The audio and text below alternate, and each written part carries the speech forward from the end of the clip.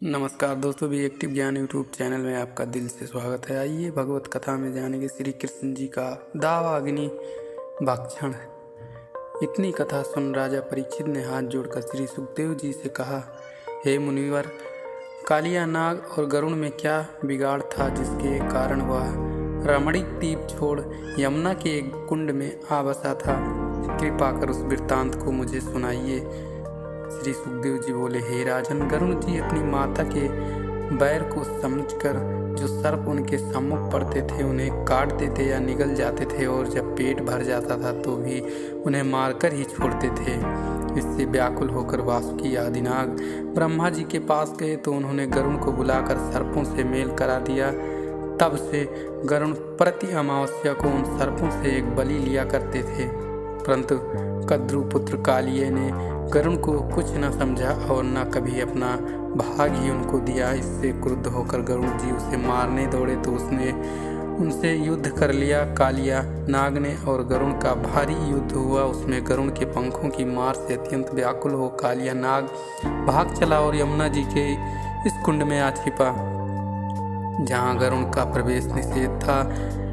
निषेध इस कारण था कि एक समय जब गरुड़ यमुना तट पर बैठे मछलियां पकड़ रहे थे, तब वहां पर तपस्या करने वाले महात्मा सौबरी ऋषि ने उन्हें वैसा करने को मना किया, तो वह न माने और बहुत ही बड़ी मछली को मारकर भक्षण कर गए। इससे मत्स्य के कुटुंबियों को बड़ा दुख हुआ और वह सब मिलकर सौबरी ऋषि के पास आए।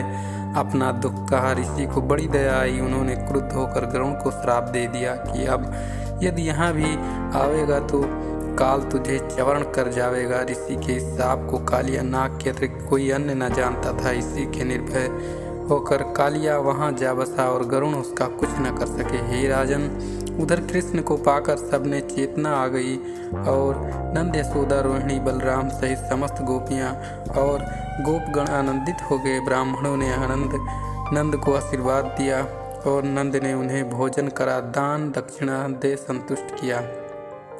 यशोदा श्री कृष्ण का गोद में उठा छाती से लगा, बारंबार उनका मुंह चूमने लगी। ब्रजवासियों में आनंद छा गया। दिन भर के थके मांदे लोगों ने संध्या समय को देख वहीं यमुना तट पर ही रात बिताना उचित समझा। जब रात में सब लोग वहीं सो रहे थे तो आधी रात का समय होते ही वृंदावन के उस भाग में जहाँ ये लोग सोए थे भयंकर आग लग गई। गोपियों, गौओं और बछड़ों सहित गोकुलवासी उसके बीच में घिरे गए। जब उन्हें अग्नि की लपटें लगी तो उसकी गर्मी पाकर लोग जाग गए और अपने को अग्नि से घिरा देख हे कृष्ण, इस अग्नि से बचाओ बचाओ ऐसा कहकर चिल्लाने लगे। नंद, यशोदा सहित गोकुलवासियों की इस पुकार को सुन श्री कृष्ण चंद्र जी ने उठते ही उस अग्नि को पी लिया। सबके मन की चिंता दूर हो गई। प्रातः होते ही सब लोग वृंदावन आए। घर घर आनंद मंगल हुआ।